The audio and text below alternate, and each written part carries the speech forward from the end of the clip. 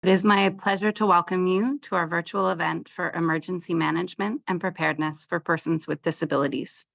My name is Megan Richards, and I am the new Program Manager Accessibility for the city's Corporate Accessibility Office.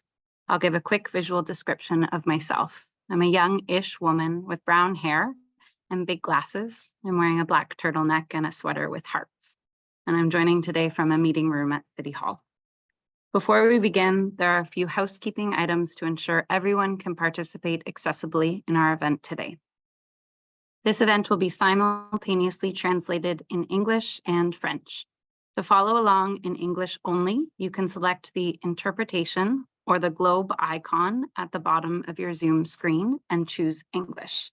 You will then hear only the English audio. Pour suivre en français, vous pouvez sélectionner. To follow along in French, you can select interpretation in the meeting settings and choose French. You will then hear audio translation. In the language of your choice, please select the view options at the top of your Zoom screen and choose English or French under the shared screens menu. Captioning in English is available by selecting the captioning or CC button on the controls in Zoom or through the link shared in the email you received before the event. We've also just put the link in the chat, which allows for more user options than in Zoom. Il est possible d'afficher les sous-titres en français par You can also use French subtitles. You can use the link that was sent to you by email before the event, or we've also placed it into the chat box for you. American Sign Language, you will simply see the interpreter on your screen. Et pour ceux qui ont besoin de la And for langue, those who need to hear Quebec or see Quebec Sign Language, you will see the interpreter on your screen. thank you to our support team for helping ensure our event is accessible to all. I will now pass things over to Leanne Watson, the Ottawa Public Health Program and Project Management Officer of Accessibility, for a personal land acknowledgement that she has prepared. Thank you, Megan, and thank you everyone for joining us. My name is Leanne. I'm as well a youngish woman, also with dark hair, rectangular glasses, wearing a purple and gray Argyle print sweatshirt, coming to you remotely today. My name is Leanne, and I proudly identify as a member of the 2S LGBTQIA+ community, as well as the disability community, and I readily acknowledge that Ottawa, the land on which I live, work, and play, is the traditional and unceded territory of the Anishinaabe Algonquin Nation. In my ongoing effort to honor the presence, peoples, and culture of the Algonquin Nation, as well as all First Nations, Inuit, and Métis peoples, their ancestors and elders, I reflect on core realities and values that underpin my own experience as a settler and a woman who lives with a disability. This land presents both challenges and opportunities as I continue to learn how to live on this land in a way that respects it and embraces its many gifts and offerings. I've achieved a degree of physical and functional independence that affords me a life of great privilege and opportunity. I honor the presence of all species, acknowledging that this land is a space I share with many, all of whom possess knowledge and skills needed to survive and thrive, with none viewed as superior. The ability to adapt to the land and its changing realities, resources, and circumstances is key to living safe and well. I commit to seeking opportunities to learn about disability and accessibility in the Indigenous context and culture, and further to sharing what I've learned with others to be part of collaborating and creating meaningful change. Thank you, miigwech.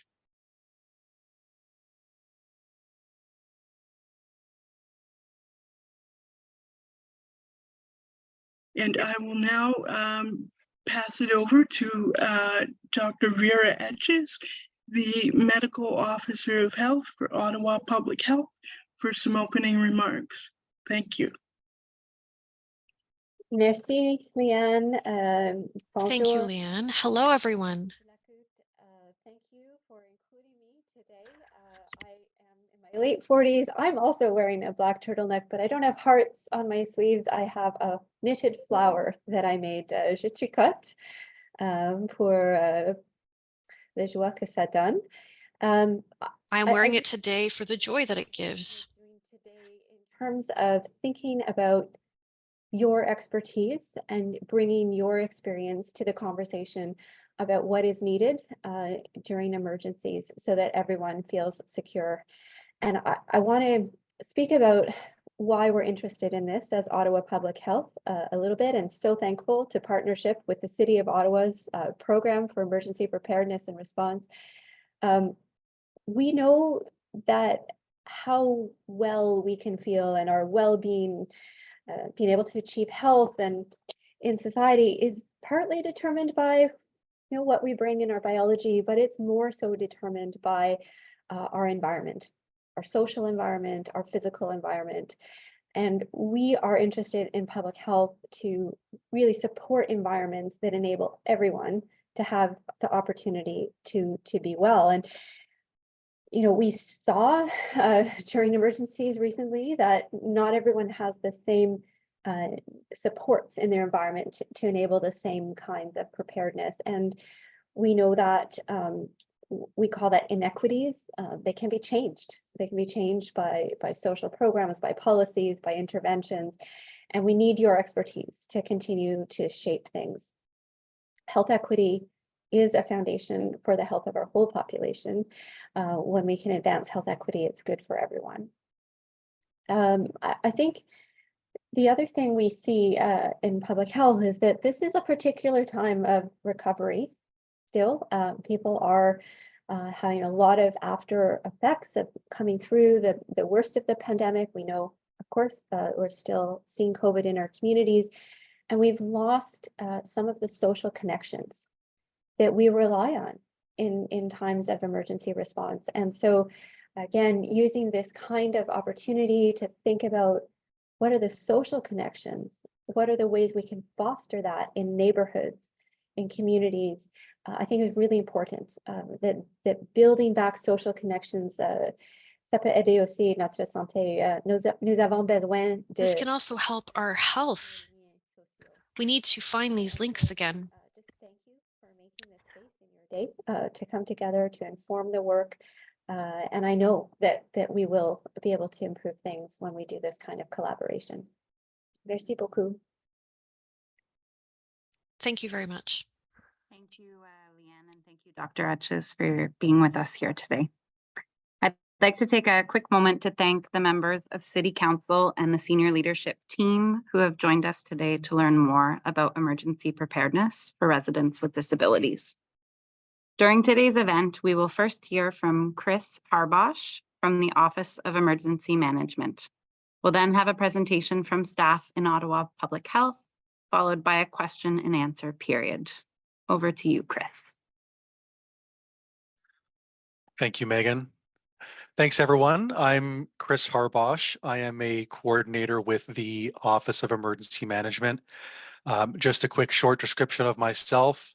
I'm a relatively young man in his mid-30s. I have glasses on and a blue sweater, and I have dirty blonde hair that is slowly starting to turn more gray, unfortunately. So lamenting that right now, but happy to be here. My director, Beth Gooding, sends her regrets. I know she wanted to be here as well to say a few words at the start of this, but I think Dr. Etches did a great job of summarizing why we're here. So we'll go to the next slide, please. So today we are here to talk about emergency planning and preparedness. We're going to look at this through an Ottawa context and discuss some of the trends in emergency management that we've been seeing. We're going to talk about what you should consider when making an emergency plan, some of the city supports that are available during an emergency, and also some tips on how to make an emergency kit. Next slide, please. So there's been an undeniable increase in climate-related emergencies in Ottawa over the last number of years. Tornadoes and high windstorms, heavy rainfall and flooding, extreme heat and cold events. These types of events are becoming more frequent, So we need to make sure that we're taking both the short-term and long-term climate forecasts into consideration.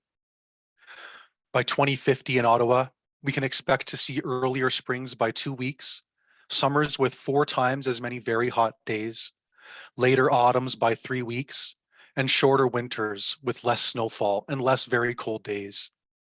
In all seasons, we can expect to see an average temperature increase of 3.2 degrees, 14% more daily precipitation, and an 8% increase in annual precipitation. Next slide, please.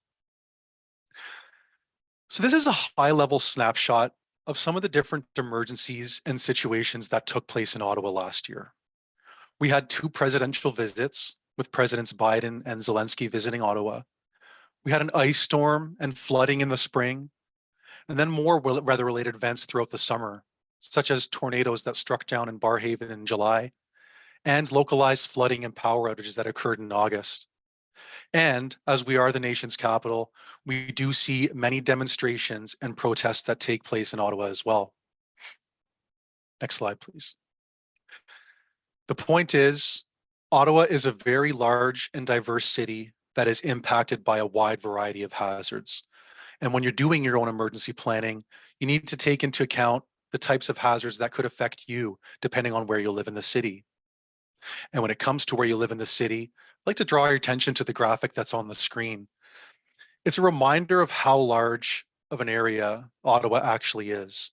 It's just under 2,800 square kilometers. Now in the graphic, you'll see a map with several other major cities around Canada fit nicely into the area of Ottawa without overlapping on each other. We've got Calgary, Edmonton, Toronto, Montreal, and Vancouver. The point being, Ottawa is very large. So when you're doing your own planning, it's important for you to consider multiple potential outcomes. You may be asked to shelter in place, or you may be asked to evacuate. So when you're planning, you should plan for either an extended stay at home or potentially an extended stay away from it. Next slide, please. So preparing for an emergency for people living with disabilities means exploring the additional needs that you have on a day-to-day basis and what you will need to do in the event of an emergency to support yourself. Your emergency plan is tailored to your specific needs and circumstances. The graphic on the screen serves as a guide to help think about different considerations for your plan. When it comes to your own support needs, think about transportation needs, assistive technology you may use, management of health, personal supports, communication, assistance and service animals, your own living situation, and social connectedness and your support network. When you're thinking of these support needs for your plan, ask yourself, what do I do? Where do I do it? And who do I do it with? Next slide, please. When forming your emergency plan, your own living situation plays a huge role. And there are some questions that you can ask yourself to help you get started. Do you live alone, or do you live with family members that can be a support for you? Do you live in an urban location or a rural location? Do you have neighbors nearby that can come check on you during an emergency? If you do live alone and in a rural area with no neighbors around you, your plan should include a contact person who you can rely on to check in with you during emergencies. Or consider setting up a meeting place that you can go to where you can be closer to your support network. Ask yourself, is your building a high rise? If you do live in a high rise, you should know the location of emergency exits. You should also advise your building manager or superintendent of your own individual needs during an emergency. Also, familiarize yourself with your building's evacuation plan. Consider if you require access to elevators and what sort of protocols are in place if those aren't available. Is there security on site to help you if you do live in a building? Basically, are you able to easily come and go from your residence? Is the physical location accessible? These are important questions to ask yourself about your own living situation when you're forming your plan. Next slide, please. So social connections and personal supports. Think of your personal and professional networks and who is a part of them. It could be family, friends, or neighbors or even coworkers and service providers. You should have a personal support network of at least 3 people who understand your own individual needs and who can help you during an emergency. If, for whatever reason, your support network is not available to you, ask other individuals around you to help you and make sure to inform them of your needs and how they can best assist you. Have a network of individuals, both at home and at work, who can assist you because we never know where we're going to be when an emergency happens. Keep a list of all your emergency contacts and share it within your network so that they also know who to call during an emergency. Next slide, please. So transportation, assistive technology, and service animals. What we know is that accessible transportation during an emergency is a lifeline for people living with disabilities. In the event that you are asked to evacuate, you'll need to consider if you have the means to evacuate safely on your own, or if you need to communicate with emergency responders that you need transportation support. It is important to have a plan for this potential outcome. Your plan should also include the transportation of your assistive technology devices and, if applicable, your service animals. If you rely on life-sustaining equipment, look into backup options in the event of a power outage, for example, spare batteries or a portable power station for charging. If you have an assistance animal, ensure you consider their needs in your planning. Include them in any evacuation plans that you may have, and make sure you keep a separate emergency kit specific to what your animal needs. Next slide, please. When it comes to the management of health, considerations include medicine as well as nutritional and health treatment needs. When you're planning for emergencies, keep a list of all your prescriptions in your plan, as well as your emergency kit, and ensure that you always have, at minimum, a 3-day supply of medication and medical supplies on hand.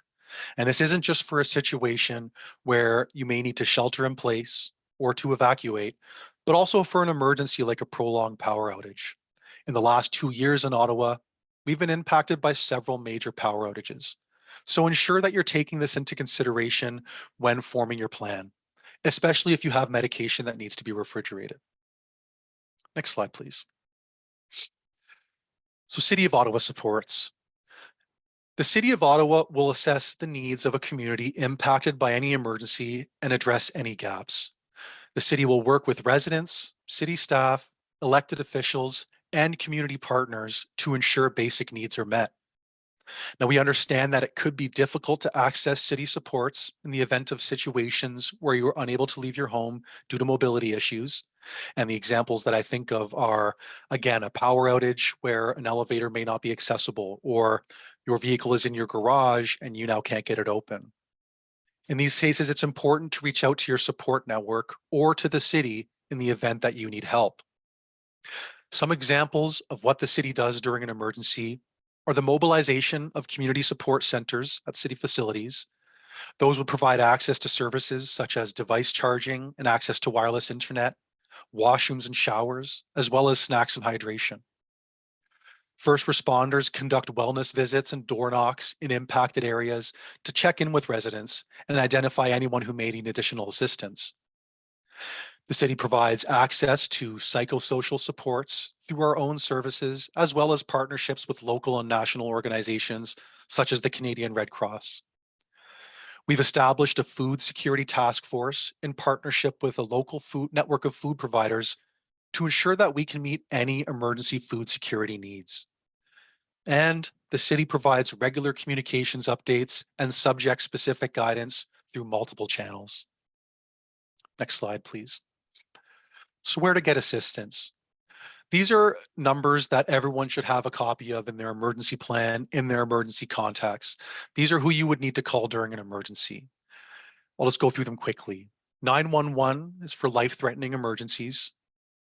311 is for questions regarding city services. 211 for information on government and community-based health and social services. You can dial 811 for non-emergency health advice and help navigating Health Services Ontario. And you can call 988 if you or someone you know is thinking about suicide. Additionally, we have the Alert Ready system, which sends notifications for significant events to all eligible devices in Canada. And if you're not sure if you get these notifications, you can go to the Alert Ready website and check your device's eligibility. You can also sign up for additional weather-related alerts through the WeatherCan app. Next slide, please. Oh, I think we're missing a slide here. So we're missing a slide on personal emergency kits. So when an emergency occurs, it's natural for us to not be able to think clearly. So you should create checklists for yourself, not only to help guide your emergency planning and kit building, but also to make sure you aren't forgetting anything when an emergency occurs. Again, there are a lot of great pre-made checklists available to help guide you, including some preparedness pamphlets and door hangers that the city has available. And I'd be happy to discuss how you can get your hands on some of those once these presentations are done. Next slide, please. Okay, actually, we'll skip over this slide, please. This was the one that was supposed to be removed. So in summary, there are 4 simple steps that you can follow when it comes to creating an emergency plan. The first step is to identify your strengths and support needs in everyday life. You should tailor your plan to you and your own circumstances. Number 2, you should know your level of emergency preparedness and be aware of the emergency risk in your community. Do you have a plan already or an emergency kit? Or is this all new for you? Don't worry if it is all new for you. We all have to start somewhere. Number 3, make a plan. Make a plan for how you will manage your support needs in an emergency. This includes everything we've talked up about until now, including making emergency kits for yourself. And number 4, communication. Communication is a crucial piece in our ability to be prepared. So communicate your plan with people in your support network and address gaps through that support. I just like that this graphic is displayed in a circle because it represents that emergency planning is an evergreen or never-ending cycle. Emergencies offer us the opportunity to make improvements and fine-tune our plans. And as we become more practiced at being prepared and using our emergency plans, we can share that knowledge and those lessons learned with each other. The last piece of advice I want to offer is that you should practice your plan. You don't want to wait until the next emergency to put your plan into effect, only to find out that you've left a gap somewhere. So practice, make adjustments, and practice again so that you can be confident that when an emergency happens, you will be prepared. That does it for me from the Office of Emergency Management, and I'm going to pass it over to my colleagues in Ottawa Public Health who will take from here. Thank you. Thank you, Chris. That was a lot of this next segment of the presentation from Ottawa Public Health will build on things that you heard both from Chris as well as from Dr. Etches.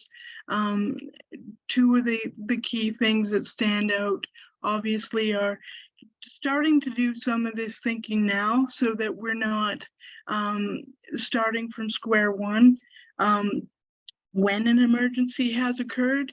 And you'll see the title slide here, so emergencies don't discriminate. And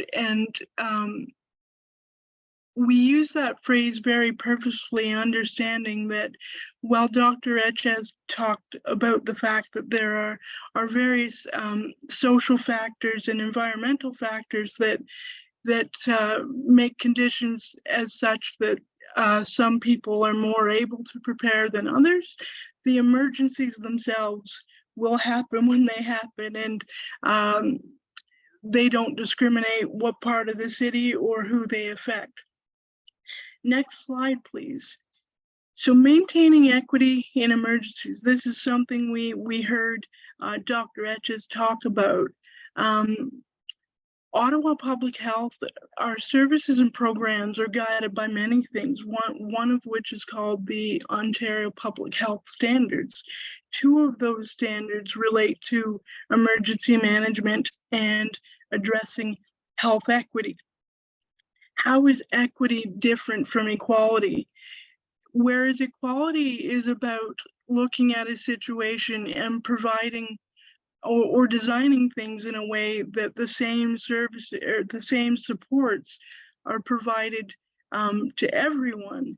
Equity is really about fairness and justice, and understanding that not everyone is starting from the same place, that things like their educational background, where they live, their employment status, if they're able to work, all those are just a couple examples of different factors that combine to either create scenarios where some people are afforded more opportunities than others based on those factors.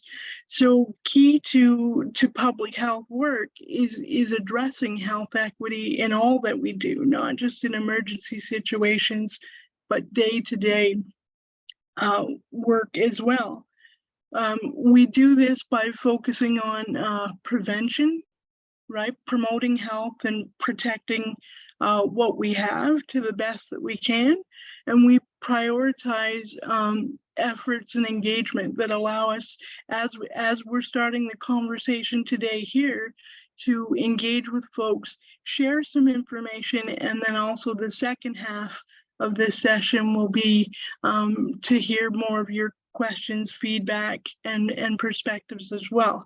Next slide, please. So the diversity of experience, my colleague Chris touched on it multiple times in his presentation. The reality is, disability or not, preparing for emergencies is not a one-size-fits-all exercise. When you layer in that you may have a disability, you may be supporting someone who lives with a disability, there's a whole other set of considerations. And so my portion of the session, as well as my colleague that will follow me, we're really trying to go a little bit deeper, and I identified off the top that I live with a disability, so I have some lived experience as well that may be helpful.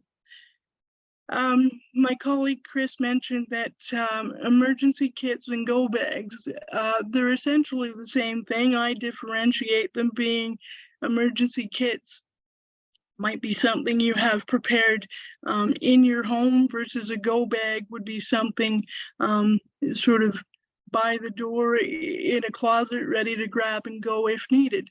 And while there are some basic common items, flashlights, maybe a phone charger, some non-perishable food, there's certainly the bulk of it is going to be specific to your own disability needs and a reflection of the resources that you may have available to you. So the concept of connectedness came up. We'll go next slide, please. So when we talk about staying connected, we understand that some people are very connected, some people not so much. I just want to emphasize here, again, my colleague Chris mentioned it, it's where do you go?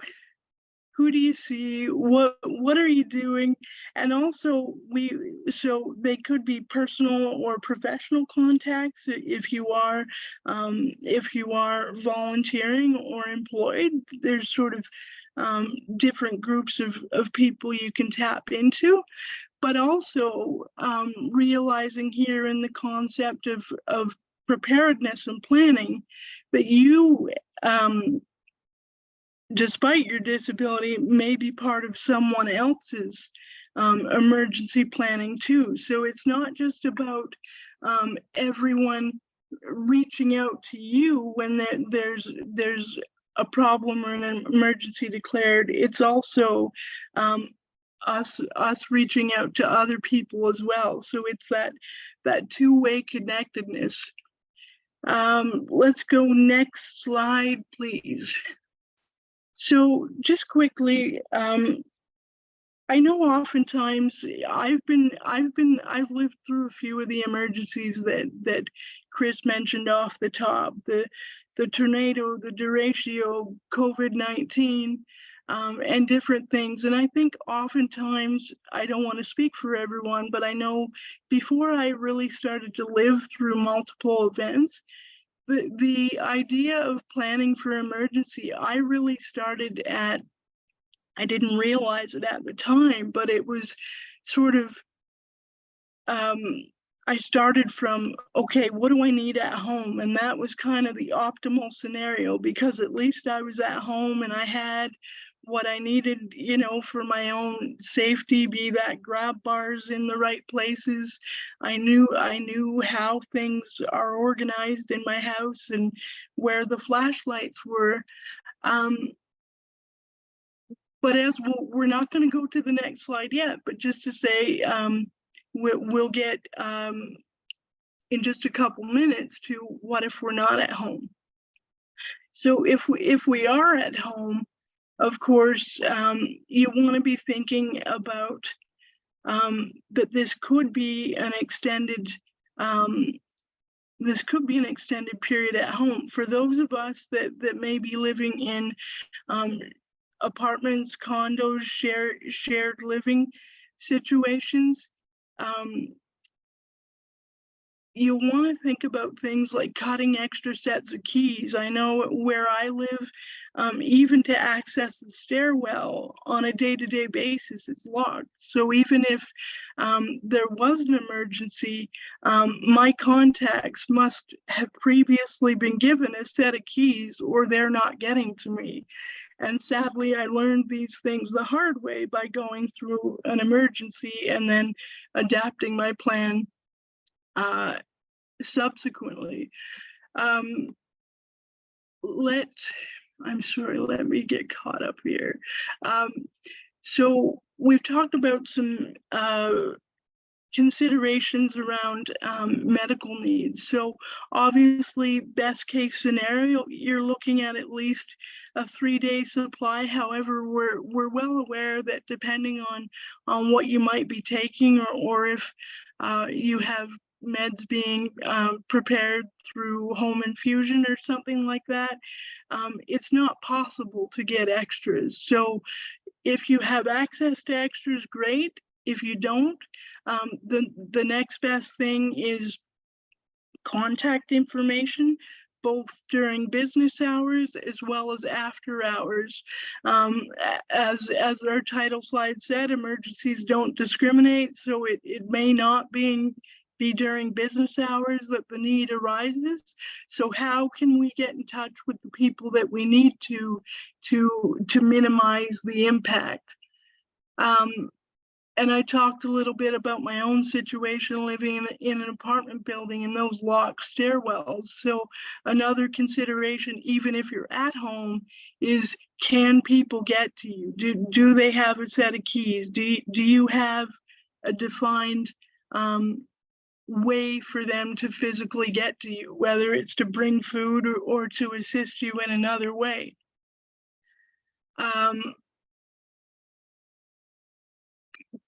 We've talked a little bit about indoor generators, so that's certainly they're very expensive. We acknowledge affordability is an issue, but if you're having to look at running things like pressure relieving mattresses, automatic beds, ventilators, CPAP machines, ceiling lifts, any sort of assistive equipment that may help with disability specific needs.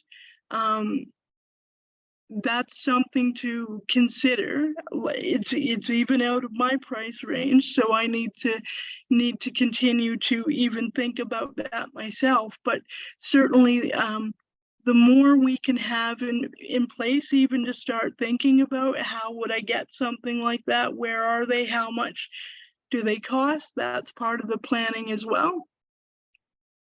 And we'll go to the next slides here. So your go bag. So this is when you're not at home. So we may be out and about doing whatever. You might get a social media notification or hear from someone that you're with that there's been an emergency and you're out. So if you have your own vehicle, or if you don't, the first step is to assess, is it safe for me to go home? Is it feasible to do so?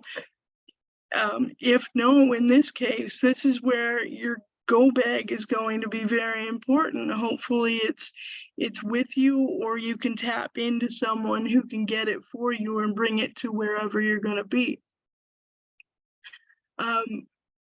So things in your go bag, again, whether it's your emergency kit or your go bag, we also want to be planning for pets and or service animals, right? So you might actually have a couple of bags.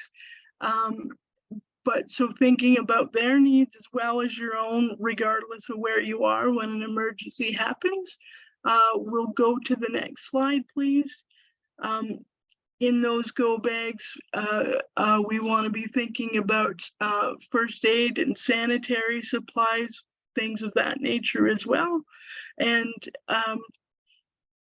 my last slide here deals with extreme cold. And what I really want to bring up here is not only that extreme cold in terms of things like ice buildup or what have you.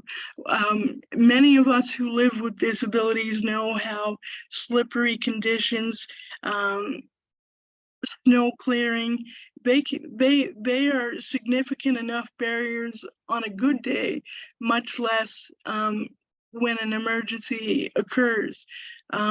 So one thing I want to emphasize here in terms of your own planning is that sometimes our disabilities or elements of them can change seasonally based on, for myself, cold weather makes my muscles tight and creates more involuntary movements. For others, it may hamper communications as well. So whether it's hot or cold, you want to be thinking about those seasonal variations in your own needs as well. So as mentioned, it's not a one size fits all in terms of what goes into your planning, regardless of whether you're at home or not. It's also not a one size fits all in terms of disability needs themselves, because they change as we age. They can change seasonally. And so I'm going to pass it over to my colleague, Jacob, who will run through another few slides. And then I believe when he's closed, we'll start the second segment of the session. Thank you. Over to you, Jacob. Thank you so much, Leanne. Bonjour tout le monde. My name is Jacob Rousel. I am a public health nurse with the emergency management team here at Ottawa Public Health. I am currently wearing a green plaid long sleeve shirt with glasses, and I am in my mid to late 20s. Like Leanne started the conversation with extreme cold. Inversely, if we can move to the next slide, please. We will also talk about extreme heat.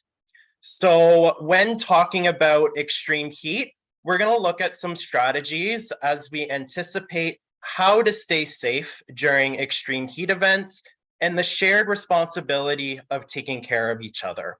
So on the first level, as an individual perspective, the main thing is to make sure you're keeping cool and hydrated. So with that, some examples would be an ice pack, a wet cloth, or a fan. If it's available, identify a cool space in your home and prepare to stay there overnight if possible. Another thing with extreme heat is making sure you decrease your activity. In addition to that, if you take regular medications or drugs, please talk to your doctor or your pharmacist about whether or not it increases your health risk in the heat, and follow their recommendations, because some medications that you may take may interfere with the body's natural ability to cool itself, putting you at higher risk for extreme heat. Finally, above all else, making sure you know the signs and symptoms. So if you experience symptoms in an extreme heat event, such as a severe headache, nausea, or vomiting, this would be considered a medical emergency, and we would recommend for you to seek immediate medical attention. Just as important it is to focus on yourself, it's also, like we said throughout this presentation, like Dr. Etches said, and like Chris has said in earlier slides, it's also important to look at this from a community perspective. So one thing that you can do as a community is to do neighbor check-ins, or to check in on your loved ones in that area that's impacted. So think of people that you know who may be more susceptible to heat, and develop a buddy system. So know when to contact one another, establish a routine check-in scenario, so then you know that each other are safe or how you're faring in this emergency. As well, locating accessible places to cool off. Some common questions to think of would be, is there one in your community that you can think of? Can it be in your home? Is there a common room in a building? Is there an air-conditioned spot close by to where you can cool off on very hot days, such as at a friend's or at a family's place, or as well, places in your community to spend time in, such as movie theaters, libraries, community centers, or shopping malls. During heat emergencies, locations can also be found on the OPH website or on the City of Ottawa website.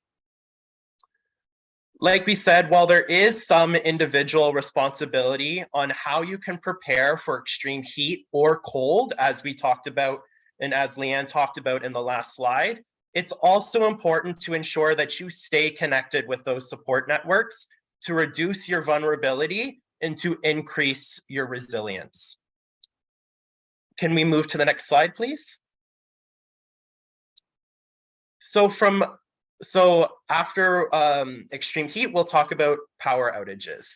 So we'll provide a brief overview of things to think about when preparing for a power outage. These could include, if you use medical equipment that requires the electricity, talk to your service provider about what you can do or what they might do to keep it running during a power outage. As well, keeping a small cooler or chemical ice packs in your freezer to chill medicines that need to be refrigerated is also something that we recommend if you can do so. As well, if you are on dialysis or other life-sustaining medical treatment, please speak with your care provider about what to do and how to reach supports. One thing that is also really important to remember is after hours. So consider who you would reach out to from a medical perspective or your care provider after hours. As well, with food preparedness, don't wait for the power to go out. Consider making sure that you have food or preparing for food as a component of your planning. So one thing that you can do is keep non-perishable and canned food items. Have a manual can opener, or another option is to keep food in an accessible container so that you can use in the event of a power outage. As well, have a plan for how to keep your food at 4 degrees Celsius or lower so that food in the fridge would still be safe to eat. This plan might include backup power or generators, as well as coolers or ice. As well, connect with your community to learn about what resources are available. so such as friends, family, neighbors, or community associations. You can also contact 211 to direct you to resources nearby. As well, we recommend that you know the location of your community food banks that you can utilize in the event of a prolonged power outage. As well, make an emergency food kit and rotate it so that food does not spoil. As we know, non-perishable and canned foods are the best to make sure that those expiry dates are long in duration. But as well, it's good to check and make sure and keep a routine or know when those expiry dates occur and knowing when to change those food if necessary. Can we move to the next slide, please? Now that we've talked about examples of emergencies, it's now important to talk about mental health. Many people impacted by an emergency will experience distress. So, for example, feelings of anxiety and sadness, hopelessness, difficulty sleeping, and for most, this improves over time. And sometimes we need more help as we recover from an emergency.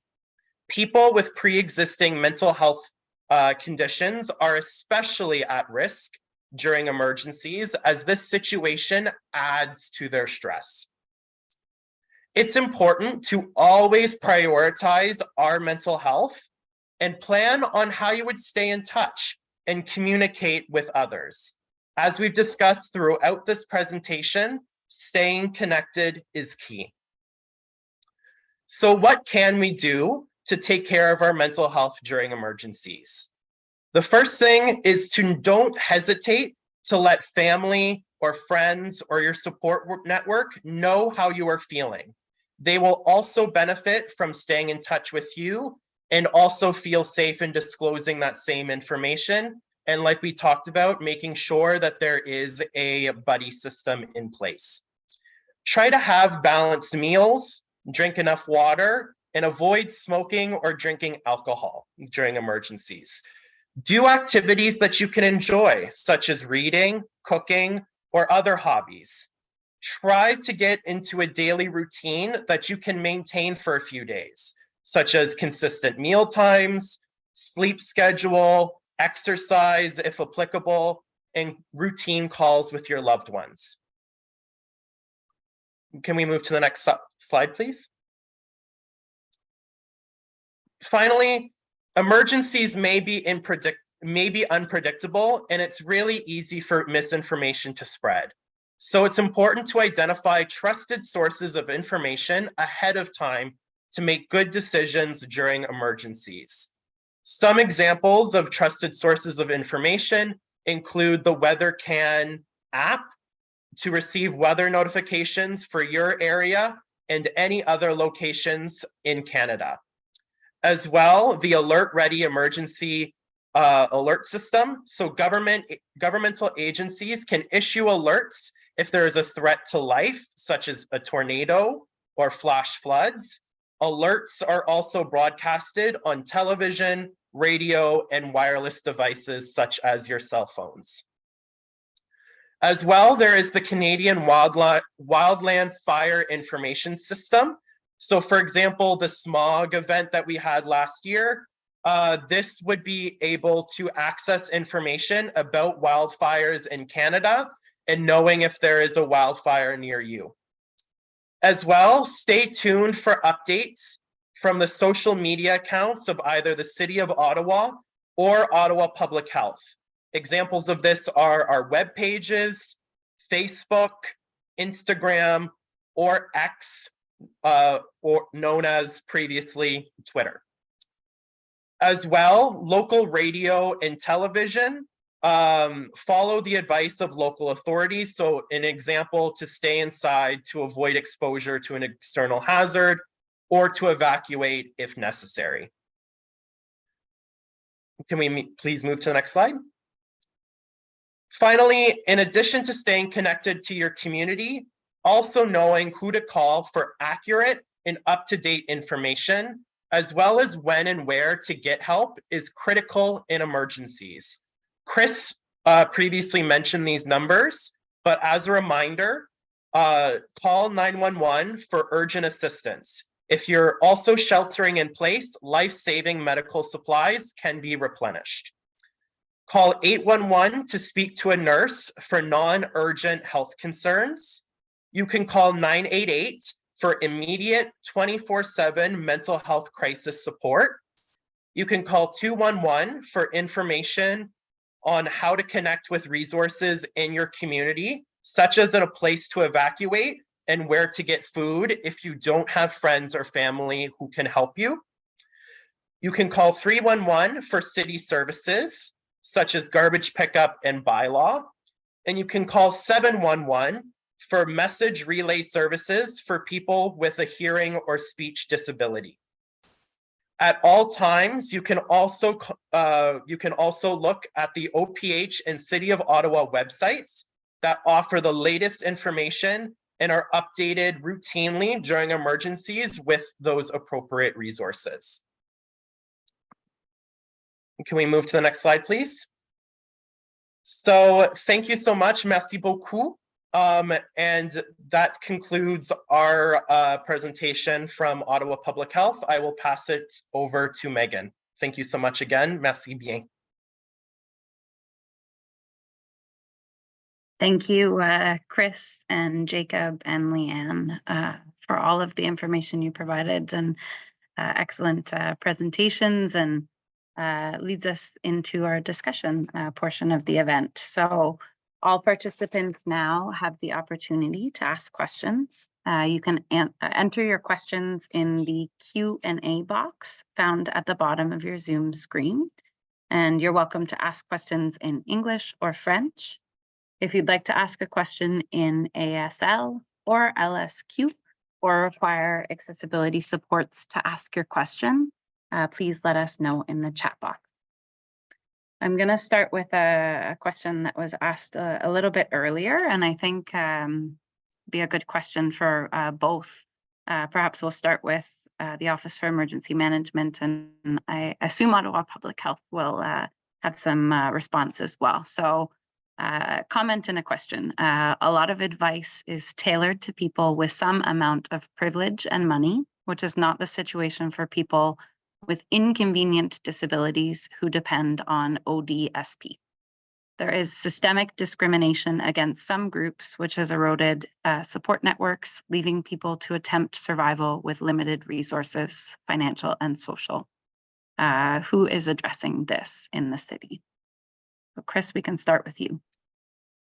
Thanks, Megan. So to that, I would say when we're responding to an emergency, the city's goal is to ensure that everyone has access to the services and resources that they need. Recognize that vulnerable populations are disproportionately impacted by emergencies. So we've been making efforts to ensure that we're connecting with those populations during an emergency to assess their needs. Just as an example, we've been working with Ottawa Public Health on the development of a vulnerable populations map that uses different data points, including census data, that will help us to identify those risk factors ahead of time so that we can focus our efforts during an emergency. We've been working on increasing our capacity to conduct wellness checks in impacted areas. And we've also been connecting with local groups and organizations who are looking to be more involved in their communities with the ultimate goal of bolstering Ottawa's response from the ground up. We want to empower everyone who is able to take emergency preparedness into their own hands to do so that when an emergency happens, first responders can focus their efforts towards helping those who may not be in a position to help themselves. Someone does not have the resources that they need to help themselves during an emergency, it's important that they connect through the city with some of those emergency numbers provided, like 911, 211, 311. You know, if you don't have a support network that you can be a part of, use the city resources. That is what the city is here for. We want to make sure that everyone has what they need during an emergency. And thank you, Chris. It's Leanne from Public Health. And to whomever provided this feedback, the first thing I'll say is you're absolutely right that One of the things we've highlighted through our presentation is both that we've come a long way given the recent range of emergencies that we've experienced, but that there is still a lot of work to be done, and that, you know, for you mentioned ODSP, yeah. So when you're struggling to put food on the table and pay bills and just get through day to day, emergency planning is an added stress. It's got some expense attached to it, and so we acknowledge that, yes, that's part of why emergency planning and the kits that we talked about are not going to look the same for everyone, because in some ways they're a reflection of what people do and don't have access to.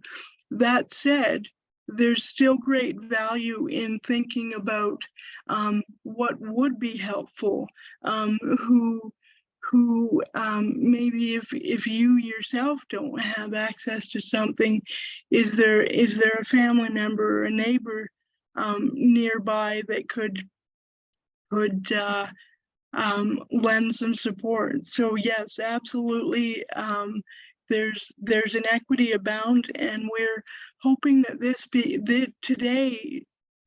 today's session is step one in an ongoing conversation to help us understand more specifically people's experiences, and it's through sort of that sharing of lived experience and questions and challenges that we can then take a look at the work we're doing at the city as well, and are there changes we could make, or how could we improve upon what we're already doing. We're doing a lot of great things, but we have work ahead as well. Thank you. Thank you both. Our next question is from Daryl Hackett, who would like to ask a question in ASL.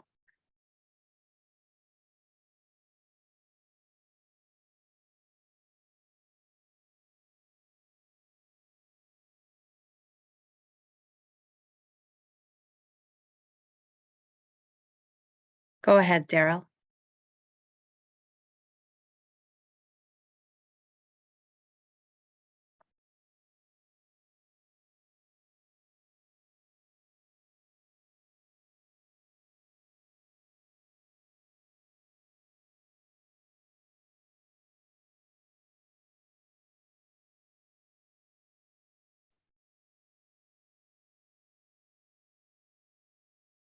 Yes, thank you very much. I really appreciate the presentation today. All of the information was very helpful, especially for emergency preparedness. And just in watching and looking at the slides that you were showing, something that I noticed in regards to the emergency contact numbers, 711 was on there. I wanted to just bring it to your attention that that's not a number that's equally accessible to us in the deaf community. So in the deaf community, we use video relay services, which is a service provided through an interpreter function, and we can access other emergency numbers, but 711 doesn't seem to be one that we can. So we seem to be blocked by certain 3-digit numbers. We have 911 text, which is available to us as a feature, but 711 doesn't seem to be something that's accessible to us. So that maybe isn't appropriate.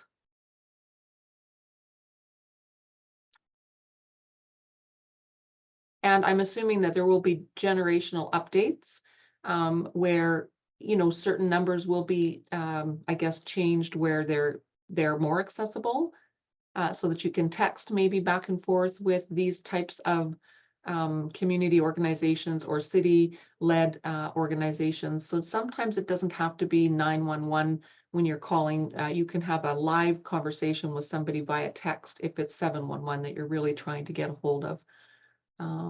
as long as the operator that's connected with you has the technology, I guess, readily available, such as texting.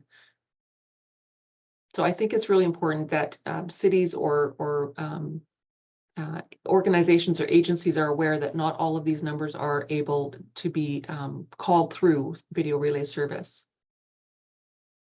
I've also used text 911. And I do know that somebody had made a comment about just actually placing a call to 911 and waiting for that call, the T911, for like a good 30 minutes or longer for it to be answered through text. So if you're using text 911 and you're waiting and you have an emergency, that's not very efficient. And another person had mentioned that they had a similar experience and had been waiting for 45 minutes for somebody to answer that call through the text.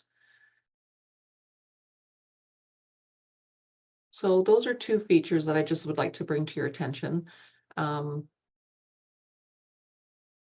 I think, you know, it's okay for the city of Ottawa in their emergency preparedness or planning for persons with disabilities in the community to think about working with emergency management or emergency responders and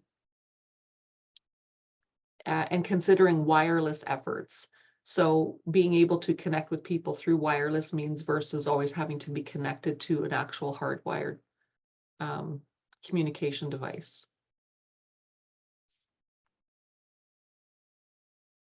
Thank you, Daryl.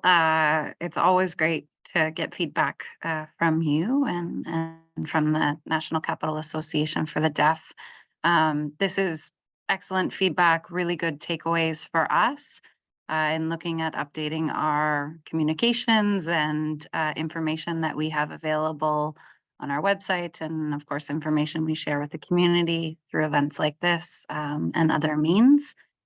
So we'll certainly take that back as valuable feedback, and we know where to reach out to you if we have any questions along the way. So thank you very much.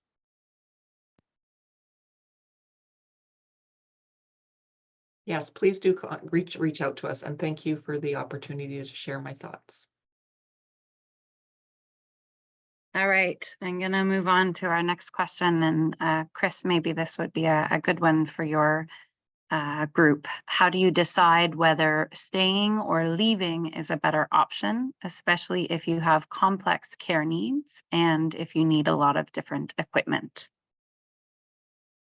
Sure. So I think up to a certain point, there is some personal judgment involved in that decision. You know, depending on the type of emergency we're facing, it might make more sense if you need to move somewhere and you have a lot of assistance technology to get ahead of an emergency. You know, especially if it's going to be localized flooding or a weather event that you know is coming, might be smart to make those contingencies ahead of time. Now, first responders will come around and say you need to evacuate if you need to evacuate. If there is a danger to staying put, they will make that recommendation and they will assist you how they can, right? But so like part of it is your own personal judgment. You know, consider your own circumstances.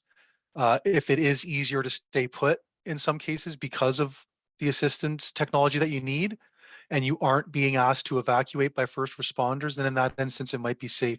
Always call the city and check. You know, that's what the first responders are there for. They can make those determinations.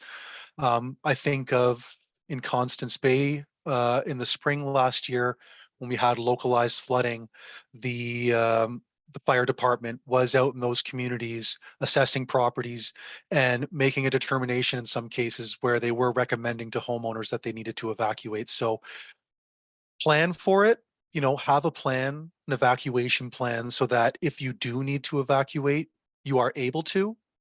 But don't be afraid to defer to the experts in those situations. Again, if you're not being asked to evacuate, you can always double check with the first responders, but it might make more sense to stay put, right? So use your judgment in some cases, defer to the experts. Never be afraid to call 911 or 311 if you aren't sure. speak to the experts and they can offer that advice.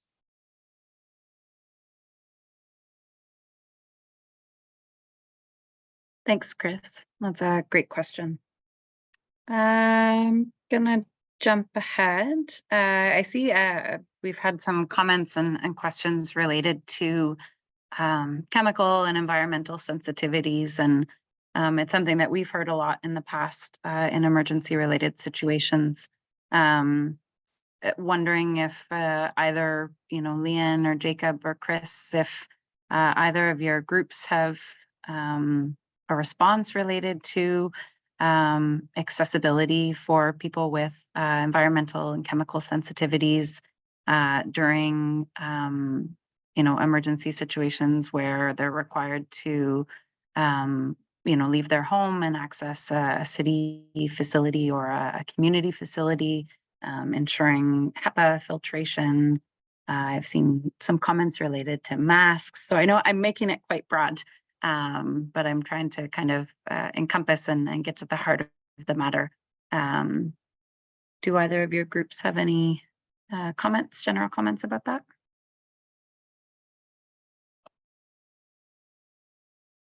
It's Leanne from Public Health, and I will defer to my colleagues, maybe Denise and Jacob, for specifics. Just to acknowledge, yes, that in emergency situations, needs like that become all the more amplified because you have a diverse range, and in some cases a larger volume of people heading to one location, which makes it hard, and in some cases not possible to control the environment in the way that we try to do at the city through scent-free policies and that sort of thing. So yes, it's another complication, unfortunately, that's difficult to manage. Jacob or Denise, do you have any further comment in terms of anything you've experienced or encountered through response, or any other feedback? Yeah, thanks, Leanne. It's Jacob.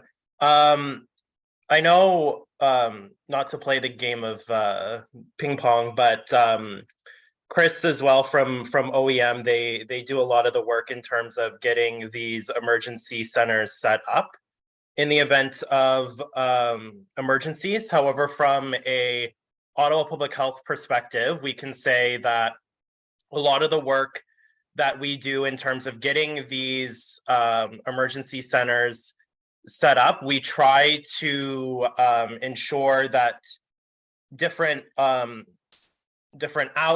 different sensitivities, all those things are addressed.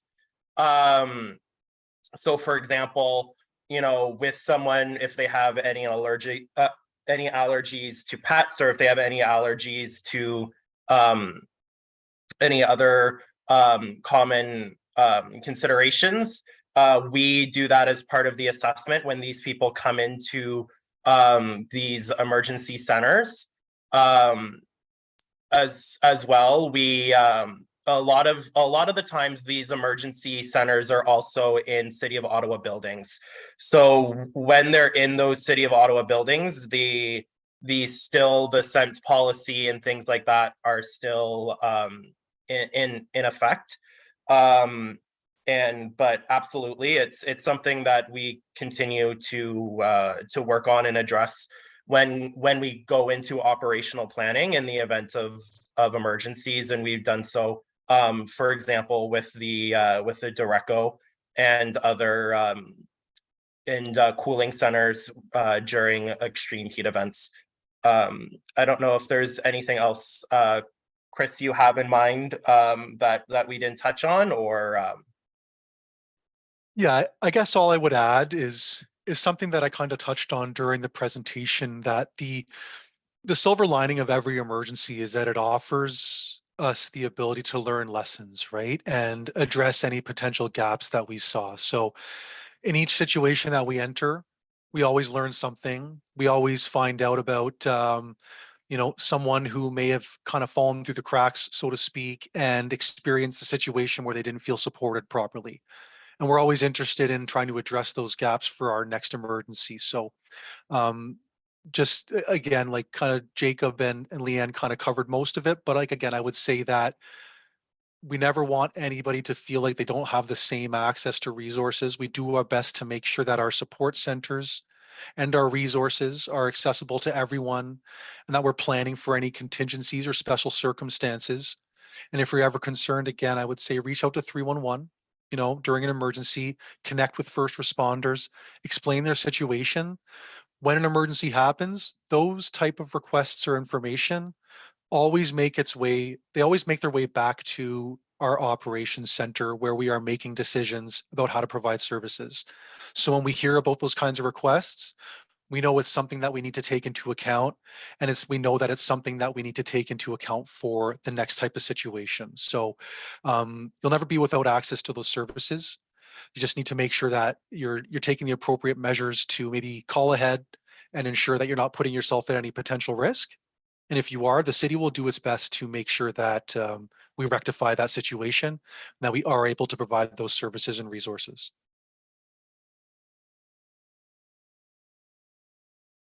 Great. Thank you all for weighing in on that question. This one I think can probably go to you, Chris, because I know your team's been doing some related work in this area. Is Ottawa considering a registration for people with disabilities through the 911 or emergency system, so people living alone or vulnerable persons can be checked by emergency responders? Yes, so that is something that we are looking at and looking into. It hasn't necessarily gotten off the ground yet. We're working with our emergency partners on that because we have seen examples of that in other municipalities, right? Where they have set up a vulnerable populations list or registry where you can provide your own information. So that way the city knows maybe your special circumstances during an emergency. So that is something that we are exploring. It's not something that we've put into practice quite yet, but it is something. And just on top of that, one of the projects that we do have on the go right now that we are underway with is an emergency notification system. Not quite the same, but we are trying to leverage technology so that we can use it best. So once we kind of have something like an emergency notification system specifically for Ottawa that people can register for, then we can start looking about how we can even further reach out to those vulnerable people during an emergency, right? And that does include looking at establishing some sort of registry down the line.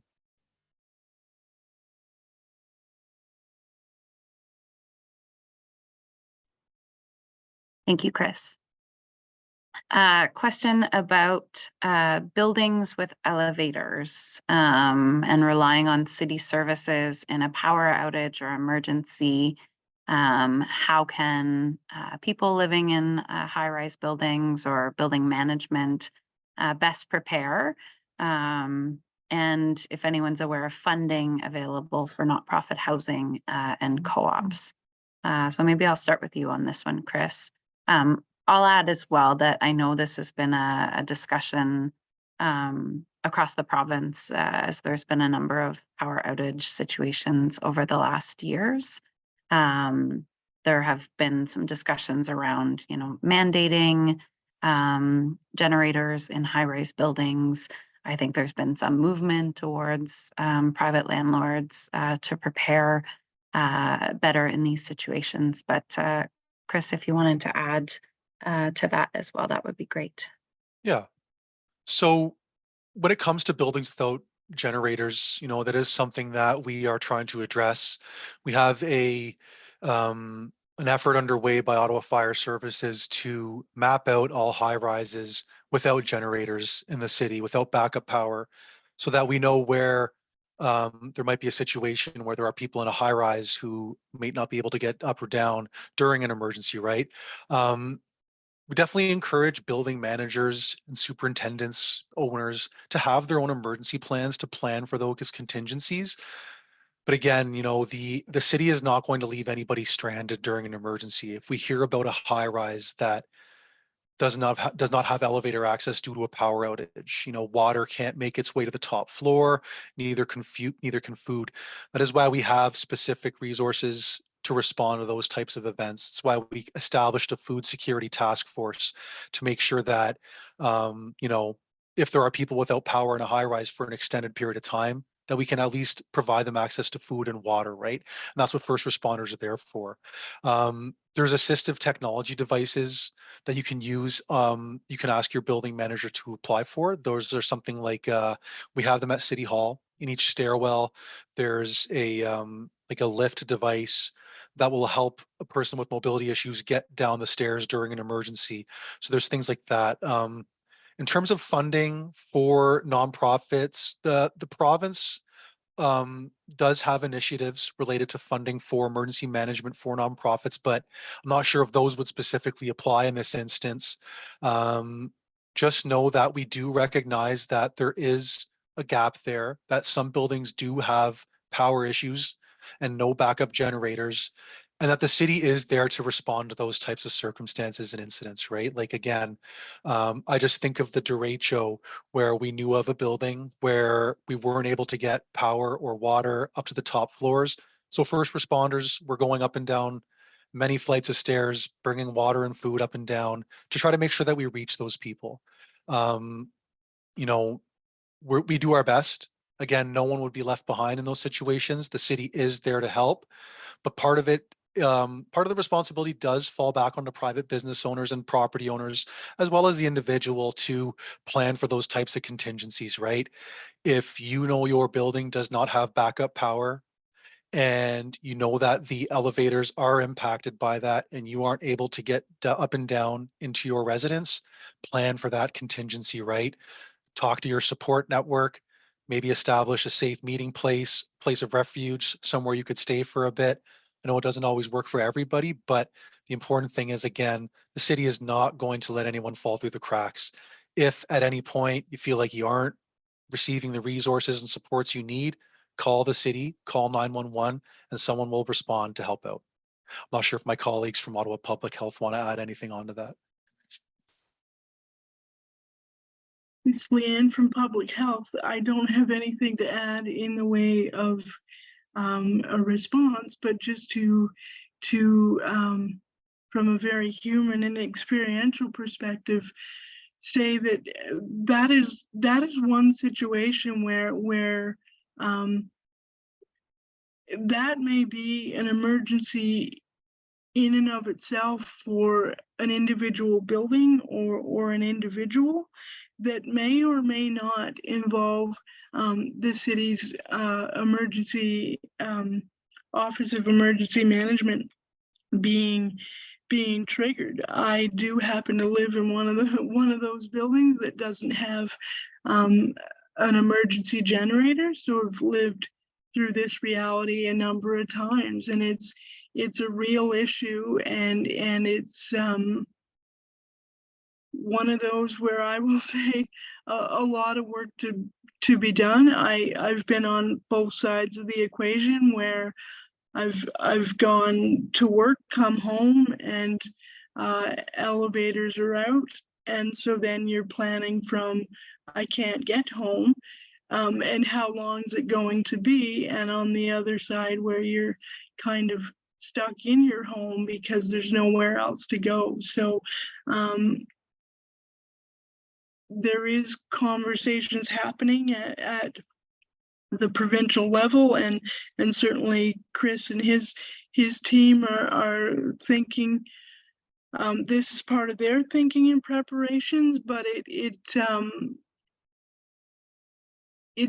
a pressing need. So I empathize with all who have experienced that as well, because it's like I say, it could be one building at a time that's affected, and it may not result in a triggering of an emergency response, but it certainly does become an emergency in your own reality. So it's a much bigger issue than just for you to deal with, and some landlords are great, and some many are cash strapped. So it's a tricky reality, and in the meantime, we hold on and keep sharing our experience, hoping that positive steps can keep things moving.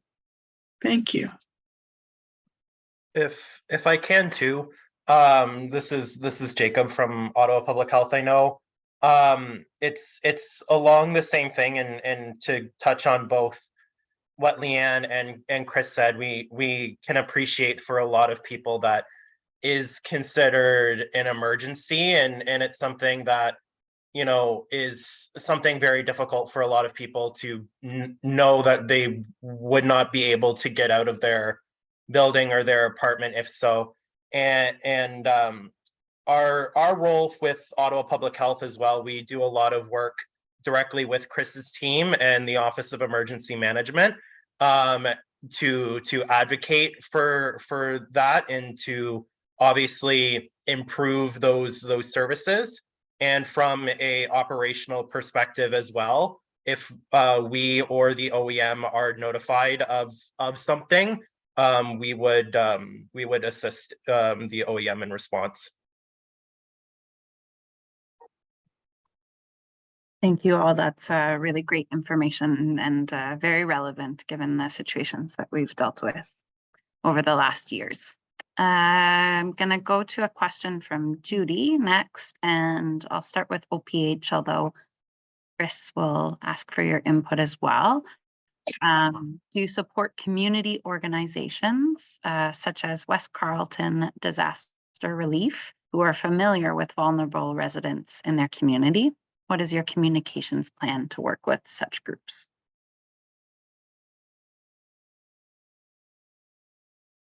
Perhaps Denise and Jacob, I'll defer to you here, but certainly from a general perspective, a key part of the work that public health does, that's only been amplified by the COVID-19 pandemic experience, is direct engagement with all sorts of businesses, organizations, sectors, community groups. And so just like we're doing today, we're always looking to build and expand our network so that we're not, we make no assumptions that we understand all needs and all scenarios. And through having those relationships and a broad network, it helps us to sort of talk through. But like I said, I will defer to Jacob and or Denise. Yeah, absolutely. So yes, again, this is Jacob from Ottawa Public Health. So one thing that Leanne touched on in the beginning of her response is that as we start to recover and as we start to focus our work, we're really starting to shift a lot of our work towards community engagement, working and shifting into preparedness, collaborating with those community organizations.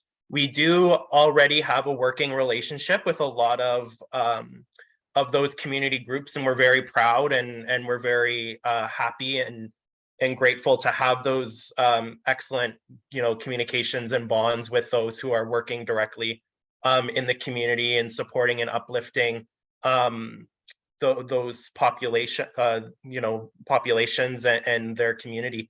And we work a lot with them in response. And like I said, we're really transitioning to now, and this, like Leanne touched on, like Chris touched on, and like Megan touched on, this conversation and this presentation is really about establishing kind of this beginning of our work and of our public work to shift to preparedness, to work on community engagement and really have a pulse of what's going on in the community, and shift from just working in response to working before response too, so to foster that community resilience as well.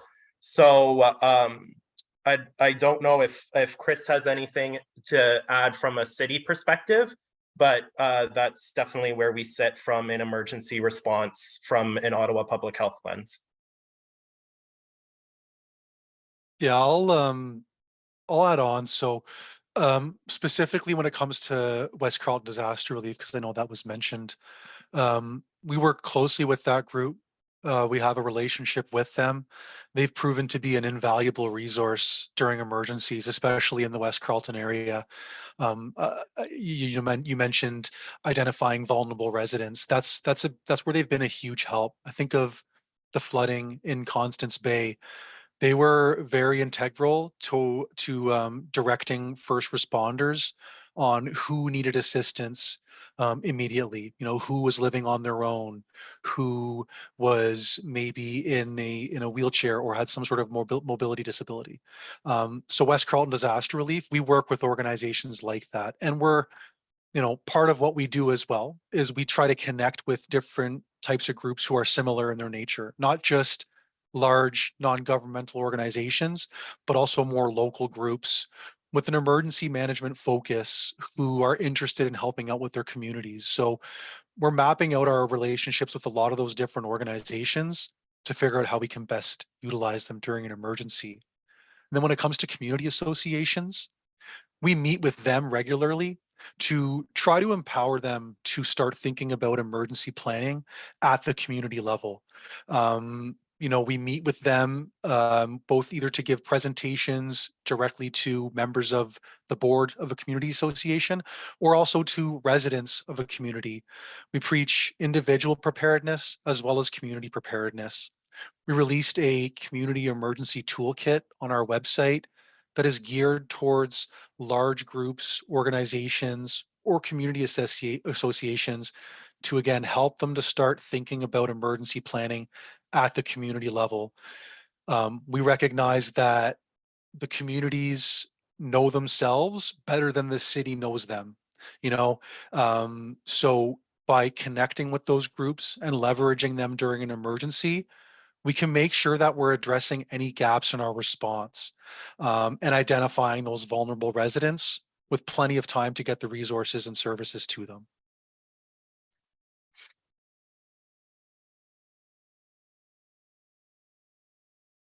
Great, thank you. Another question. Not sure who'd like to start, probably either. What happens in an emergency if you, for whatever reason, for example, cell phone reception is down, lose the ability to use a phone to call for assistance? For example, during the derecho, lack of power and cell reception meant for some having difficulty leaving their place of residence to go to an emergency center. So I'll just take a quick stop at this. So this is definitely a tricky one. You know, it's this impacts everyone equally. You know, not having access to your cell phone or wireless communication is very impactful, and it speaks to the importance of having a support network and having an emergency plan that will take this kind of event into consideration. If you know that, or if you have in your plan, what do I do when I cannot connect with my support network? I can't connect with my family. I can't connect with anybody on my internet. I can't even call for help. It's why it's so important to have someone who maybe knows to come check on you, right? If you are stuck at home, you are immobile, and you can't call for help, it's important that someone knows to come check on you. So establishing that ahead of time, even if it's a next door neighbor who maybe you don't have a relationship with at this point, but that you can rely on to come check on you. That I would say that that is one of the best contingencies that you can plan for. You know, establish a meeting place in the event that communications are down. If you know that there's a safe place that you can meet up with your support network to connect with them, then definitely do that. Otherwise, during an emergency, we try to encourage people not to overload emergency lines, which is why we talk about emergency preparedness and being able to sustain yourself for at least 72 hours with an emergency kit. So that way the first responders and the city can focus their efforts on those who aren't able to.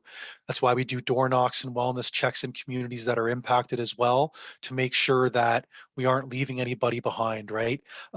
It's definitely a very tricky situation. We've become reliant on our devices and the ability to communicate with them. So having a plan where you can connect with someone face to face and in person during an emergency is very integral in those situations. So I would encourage anyone who's forming an emergency plan to plan for the instance where you are not able to use your cell phone. Who can you rely on to come to your door and check on you during that emergency when they know that they can't reach you on the phone?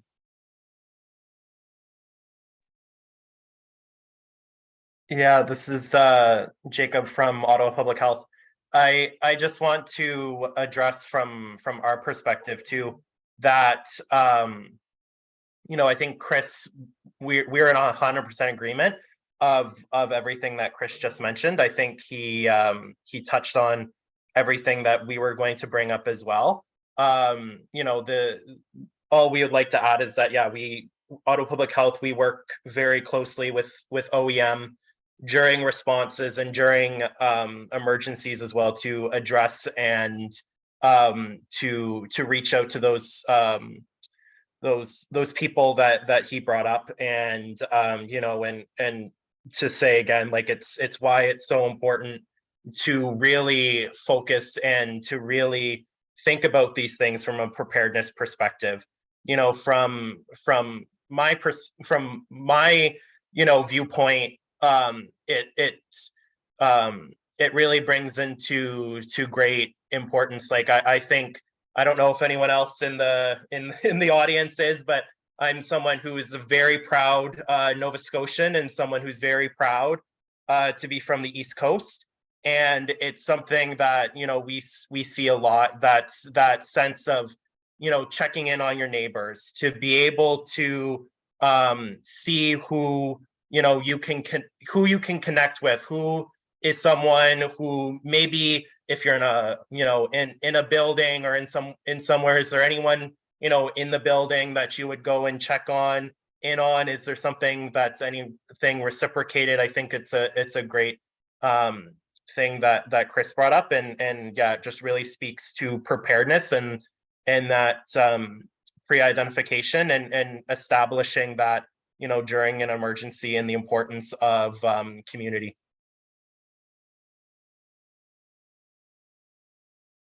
Thanks, Jacob. We had a number of questions or comments in the Q&A related to the role of transit and specialized transit. We don't have staff from transit here today, and that's certainly a takeaway for us.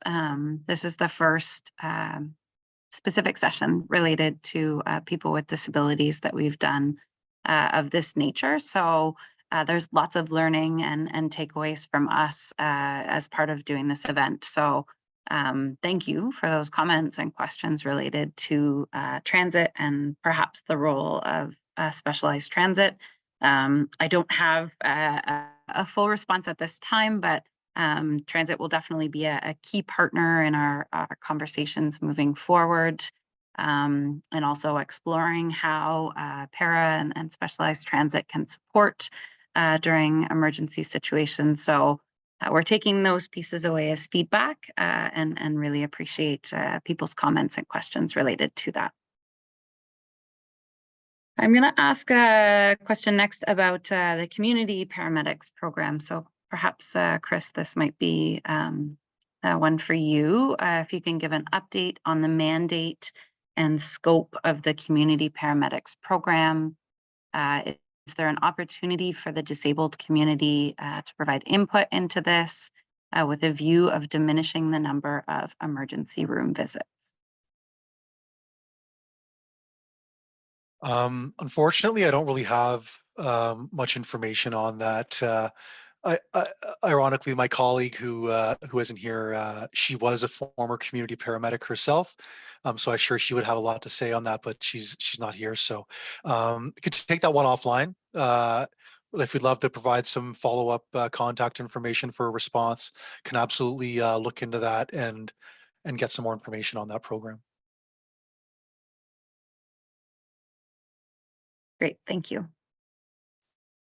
I think that's part of the one of the great parts of this event is that we're sharing what we know and the resources and supports and information that we've developed, while also recognizing that there are still gaps, that there are still learnings, and there are still a need for resources and programs moving forward. So it's so important to have this discussion and this back and forth with community and people who are impacted to really help inform our work moving forward.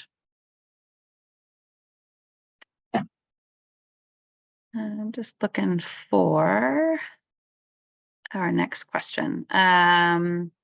There's one related to contact numbers are great if you have access to or can physically use the technology required to use the services. What does the city have for people that are not necessarily able-bodied? Perhaps I'll pass that to OPH to start.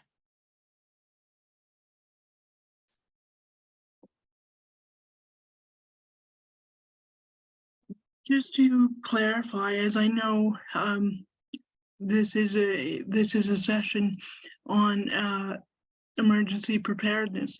Is the question specific to what can be leveraged in an emergency situation, or more in a general sense of what do various departments have?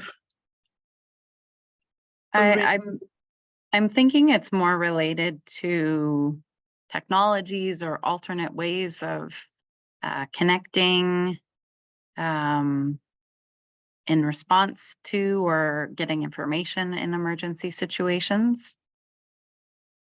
And I would, so this is sort of my reflection here is one of, certainly there's based on the question, there's a need for two-way communication, right? So I know that in emergency situations, the city not only, though online materials are the primary sort of push, social media for material, depending on situations, things are being broadcast via radio, television, if it's still available, depending on the situation.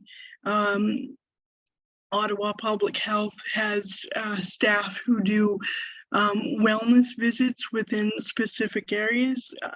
I can't speak to the specifics about how those areas are chosen, but that staff do physically, when that's deployed, go door to door to check in with folks, and that would be sort of a connection point where if they came upon a resident who was having difficulty communicating, maybe you're nonverbal, maybe there's something else going on, that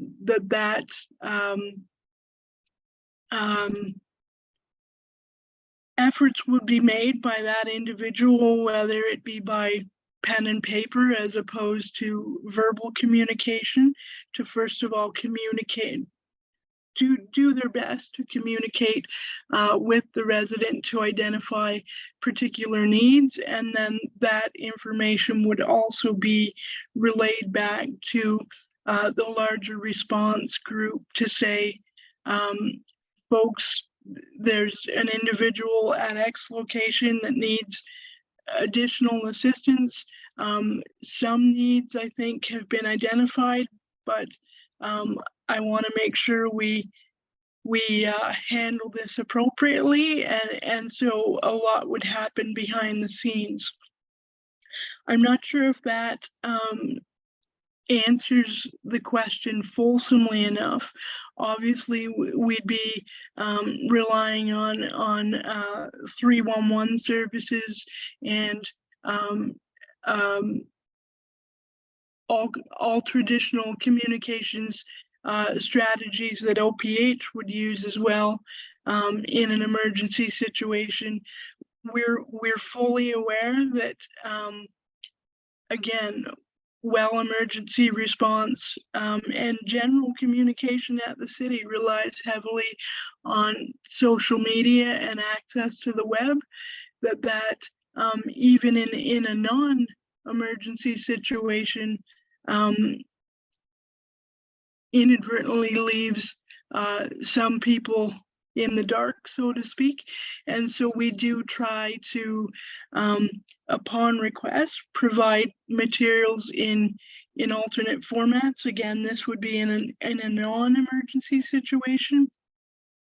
And in emergency situations, certainly, given the diversity of folks that would be or can be impacted by any given emergency, really encouraging people to just be creative, right? So if communication is a challenge for any reason, think about different ways to do it. It doesn't just have to be verbal. Pick up the pen and paper, not knock on a neighbor's door. Maybe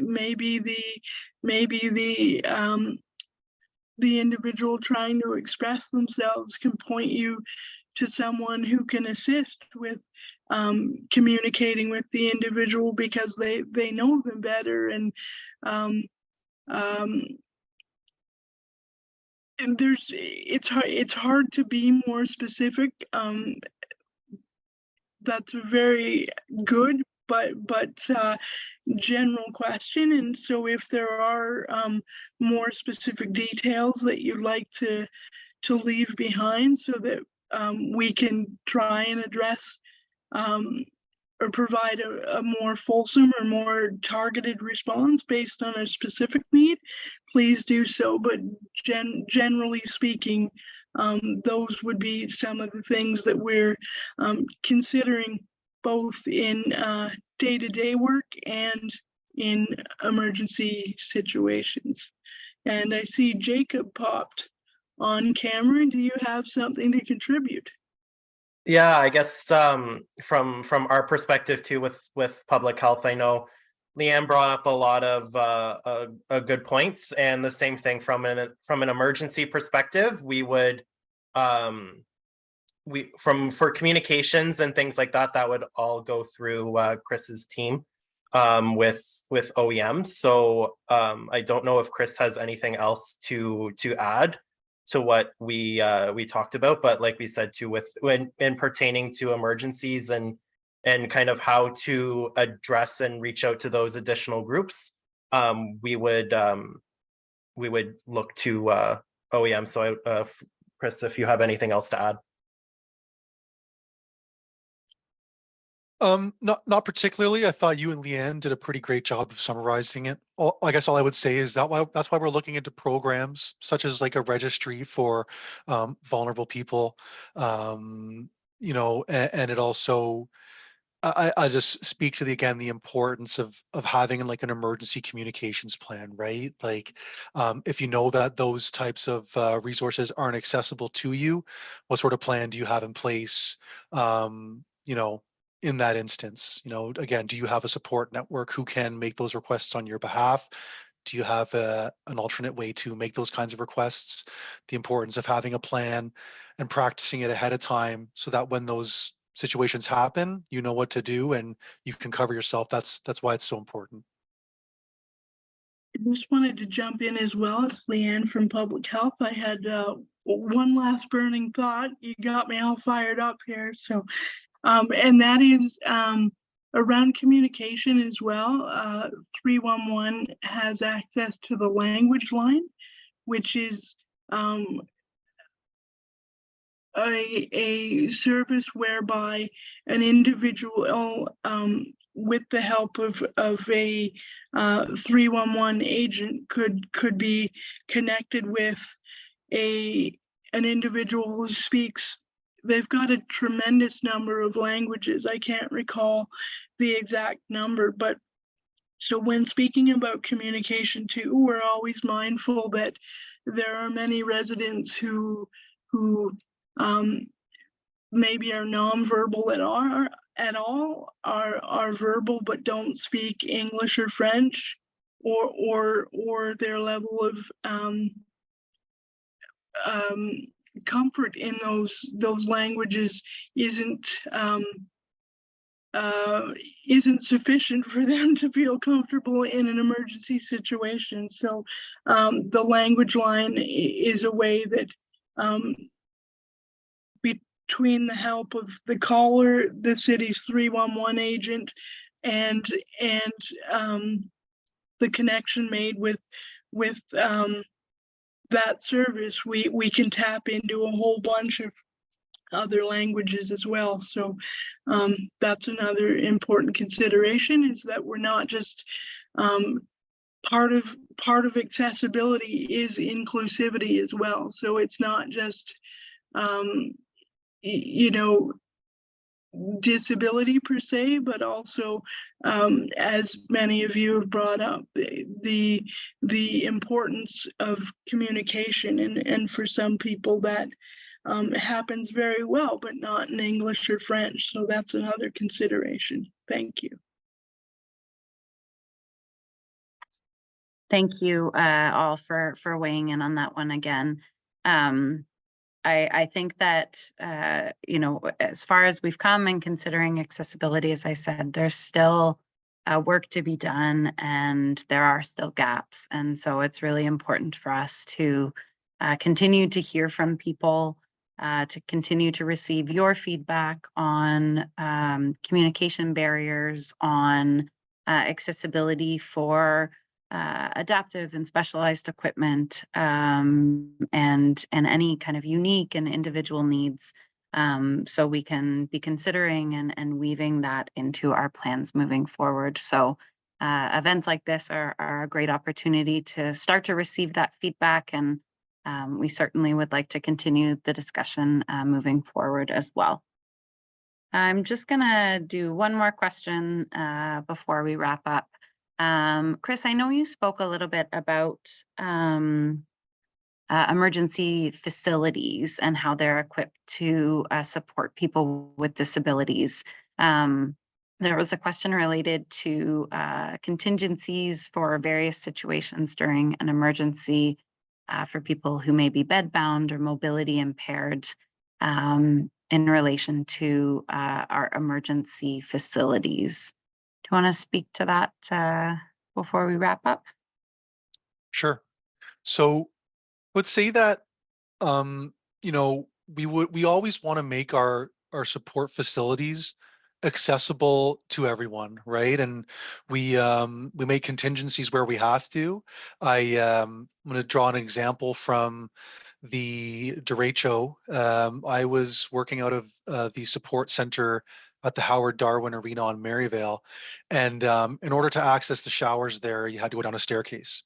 Now, when someone with a wheelchair came in who required access to that, we had facilities staff go to lengths to make sure that that person could navigate the arena, and then went so far as to help lift that person down the stairs, right? So I guess with that in mind, I would say that if you're attending a support center and you have special needs or specific circumstances, we're going to do whatever we can to make sure that you have access to the resources. And if we know that we aren't going to be able to accommodate your specific circumstance, then we're going to find a place for you that can, right? If that means that you have to go to a hospital instead of one of the support centers, then that might be the situation. The point is that you're never going to be able, you're never going to be in a situation where we just say, sorry, we can't help you, right? There is going to be help in some way, whether it means that we are adjusting our support centers to be fully accommodating to everything, or if that's not possible, finding a location that is.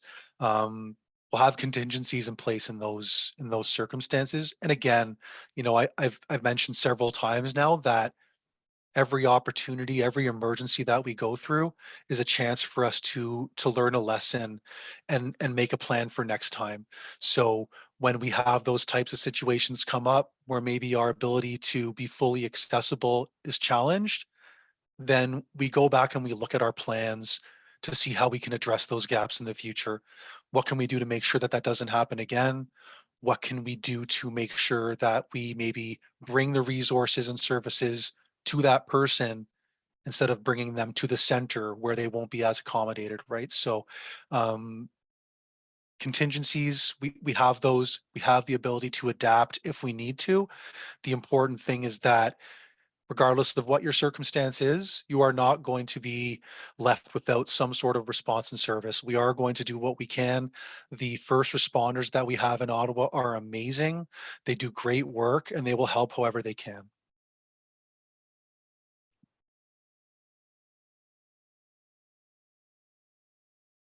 Thanks, Chris. That's all the time that we have for questions today. It's been wonderful to be able to spend time together today to bring awareness to emergency management and preparedness for persons with disabilities. And thank you so much to Chris, to Leanne, to Jacob, and to Dr. Etches for being here with us this afternoon and for answering questions and sharing your knowledge. And I look forward to our debrief after with your teams as well. Before we go, I want to encourage everyone again to get involved with us. Avant de mettre fin à la rencontre, j'encourage tout le monde à participer avec nous. That's the end of our meeting for today. Thank you so much for being here. Regarding accessibility on the slide on your screen, as well as in the chat. Whether you have feedback, concerns, ideas, or anything else related to accessibility in our city, we want to hear from you. The city's accessibility office's general email address has been shared. Alternatively, you can contact 311. Vos commentaires sont toujours les bienvenus. Que vous We ayez... always appreciate your comments. If you have any suggestions, concerns, please do not hesitate to communicate with us. Your feedback helps inform our decisions, adapt our policies, identify and eliminate barriers. You can register for the city's Accessibility Spotlight e-newsletter on ottawa.ca to receive updates on what the city is doing to increase accessibility and inclusion for people with disabilities. Together, we can work towards making Ottawa an inclusive and accessible city for all. Ensemble, nous pouvons unir nos efforts afin de faire Together, we can work to make of Ottawa a better city, a more accessible city. Thank you so much.